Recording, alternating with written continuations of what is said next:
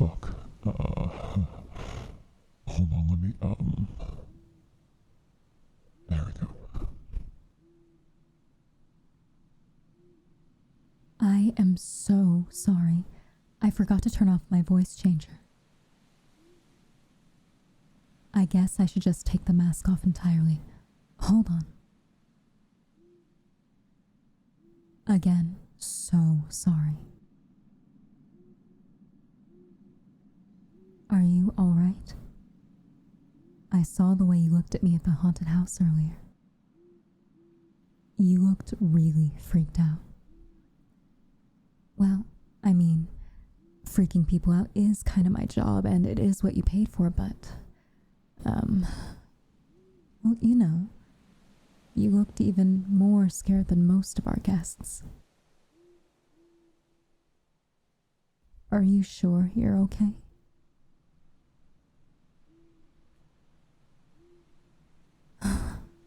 Yeah, sorry. I imagine getting jump scared by some random person in a zombie costume didn't really help, especially after the experience you must have had in our venue already. I should have been more considerate. Again, my deepest apologies. When you've worked as a scare actor for as long as I have, all of this sort of becomes second nature. Like the mask is part of my body, in a way, you know? I didn't even consider taking it off, as weird as that sounds. Seriously, though, are you sure you're good to go home all by yourself? You're waiting for the bus, right? Is there maybe someone you could call to pick you up instead? Oh, you're shaking pretty badly. Either I almost scared you to death, or you're way too cold to stay out here any longer. Probably a combination of both, I assume. The nights do get pretty chilly this time of year. I'd offer my jacket, but,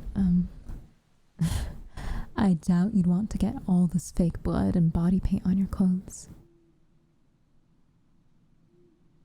Sorry, I still haven't properly explained what I'm doing here. I should be a bit better about that. I don't want to seem like a creep. Which, in my defense, is pretty hard to do when I'm still dressed like this. No, but seriously. I saw you when you went by my spot in the haunted house earlier, and, the look in your eyes. That expression of pure terror. It didn't seem like you were having any fun anymore.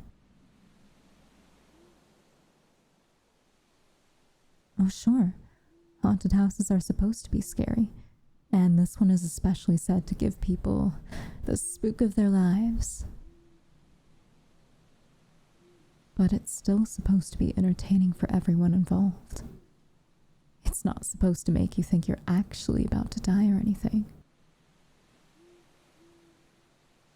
And just now, when I got off work and saw you standing at the bus stop, I couldn't help but check up on you. I don't usually talk to our guests. I don't want to ruin the immersion after all, but I don't know. You had me worried for some reason, and I wanted to make sure you're okay. And if I wasn't such an inconsiderate idiot, that might have actually been a pretty sweet and wholesome gesture, but instead I gave you more of a scare than you ever paid for. I'm not supposed to hand out freebies, you know? Too early for jokes, huh? Sorry.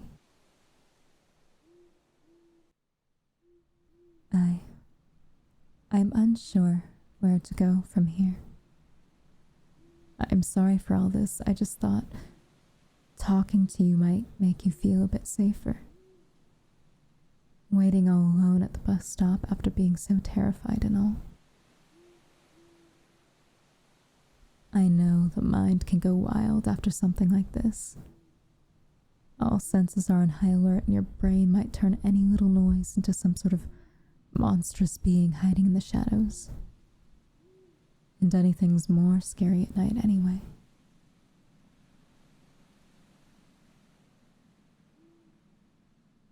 Oh, I'm talking too much. Feel free to send me away if you so please. I promise I'll leave you alone. You just have to say the word. I just feel bad letting you stand here all by yourself unless you tell me to leave. All alone under this lonely street lamp. I'm not gonna lie, from further away, the way you were standing here almost looked like the intro to a horror movie. Everything drenched in darkness, only a single person beneath the harsh light. Oh, sorry, I don't think I'm making this any better. I just can't help myself. I'm really into horror. That's probably why this is the perfect job for me, after all.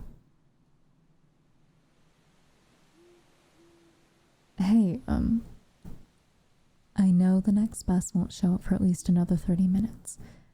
The haunt is about to close for the night, but if you like, you could hang out in the lobby. I know it's just a tent, but you'd be at least out of the wind. You've got to be freezing cold by now.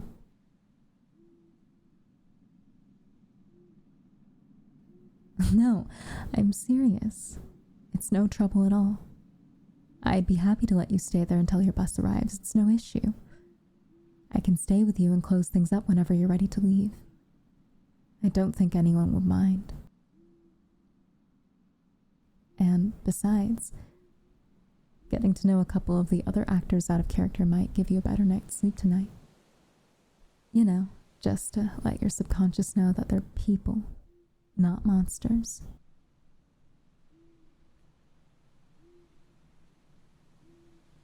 I know that you technically know that, but the mind has a powerful habit of making things difficult. And sometimes it has a mind of its own. What we consciously know is not always the same as what we might believe deep down. Take me, for example. I technically know that there's nothing hiding in my room. Well, apart from a couple spiders, maybe. But I'm still afraid of the dark. Can you believe it? Me, a scare actor, scared of the dark? Horror is my profession. It's what I'm good at. And I'm still afraid.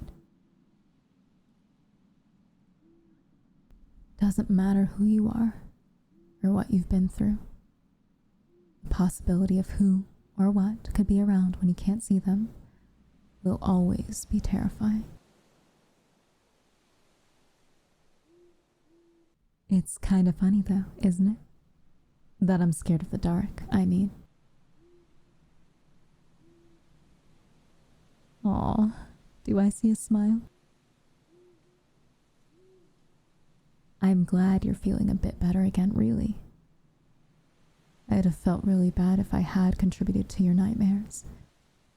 Despite what it may seem like at first sight, I'm not actually an evil zombie, you know?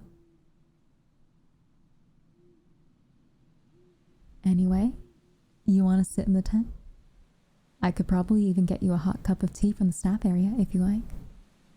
Nothing fancy, but it'd warm your hands.